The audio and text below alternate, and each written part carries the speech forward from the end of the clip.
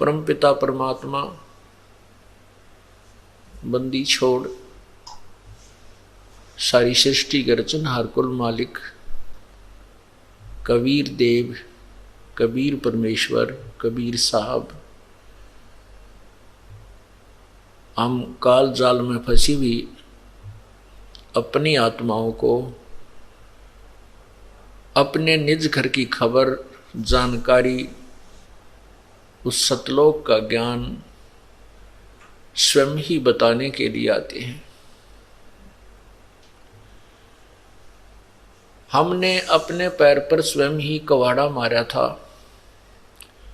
अपने पैर को आप ही काटा था, अपने परमपिता से हम दूर हुए थे। इस काल की इस नाटकबाजी को, ड्रामाबाजी को जो ये तप कर रहा था वहाँ पर सतलोक में, उसको देख करके हम इस पर आसक्त हुए थे। अपने परमात्मा से हमारी श्रद्धा हट गई थी, इसके अंदर हमारी आसक्ता बढ़ गई थी। हम अपने पतिव्रता धर्म से गिर गए थे। और जब पतिव्रता धर्म से गिर जाते हैं आत्मा, उसका कहीं ठिकाना नहीं होता। हम अपने परमपिता से आस्था हटा करके इस काल भगवान ज्योति निरंजन ब्रह्म के ऊपर आसक्त हुए और उस जरा सी भूल की आज हम कितनी यातनाएं सह रहे हैं,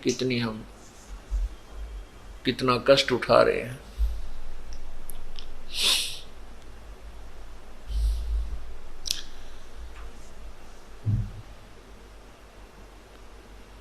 राजा राम की कार उलंगी गई, सीता लंक मजारे।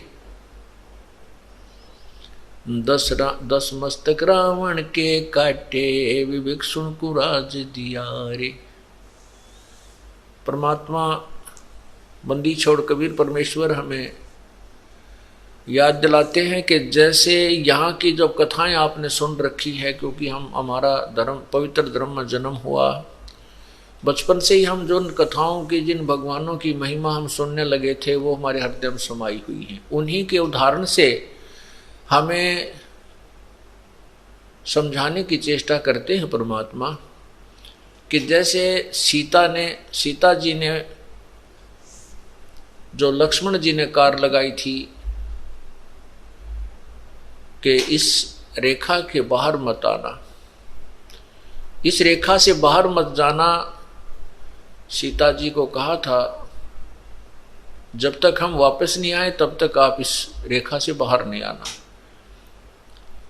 अब सीता जी ने रावण को ना पहचान कर, वो एक साधु वेश में था और उसकी बातों में आकर के सोचा था कि इस रेखा से थोड़ा सा दूर जाऊंगी, इसमें क्या फर्क पड़ता है। अब वह तो उसकी सोच थी कि कुछ नहीं फर्क पड़ेगा, लेकिन जिन्होंने ये लगाई थी रेखा, वो जानते थे कि जिसका घर ही छूट गया है तो उसके ऊपर आपत्तियां कितनी ही आ सकती हैं। जिसका राज भी छूट गया है तो उस पर आपत्तियां और भी बहुत आ सकती हैं। लेकिन सीता जी ने उनकी बातों के, उनके वचनों का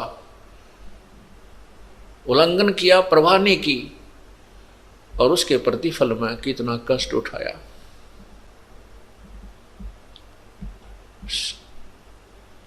इसी प्रकार हमने अपनी नालायकी से इस काल को अपना हाथ पकड़ा दिया, ये हमें घसीट कर यहाँ ले आया इस गंदे लोक में। यहाँ अपने को कितनी पीड़ा दी जा रही है, हम आदी हो गए इन दुखों को सहन करने के। फिर हम एक दूसरे को देखते हैं, ये भी दुखी है, ये भी दुखी है, ये भी सुख, इतना ही दुख है।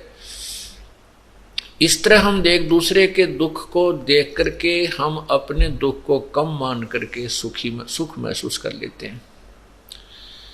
एक व्यक्ति के 2 पुत्र थे, दोनों ही मृत्यु को प्राप्त हुए। एक के 2 पुत्र थे, उसका एक ही मृत्यु को प्राप्त हुआ। तो जो जिसके दो में से एक मृत्यु हुई थी वो व्यक्ति वहां गया जिसके एक ही पुत्र था, उसी की मृत्यु हो गई थी। तो वो भी बहुत दुखी था, और जिसके दो में से एक पुत्र की मृत्यु हुई थी वो भी बहुत दुख महसूस कर रहा था। वहां जाकर जब उसको पता चला कि इसका एक ही पुत्र था इकलौता, वो भी मृत्यु को प्राप्त हुआ, तब उसने राहत की सांस ली है, भगवान शुक्र है मेरा एक तो जीवित है। तो इस करके उसने अपने उस महादुख को उस तुलनात्मक तरीके से अपने आप मान लिया, अपने आप सेटिंग कर ली अपने मन की कि इससे तो मैं सुखी हूं।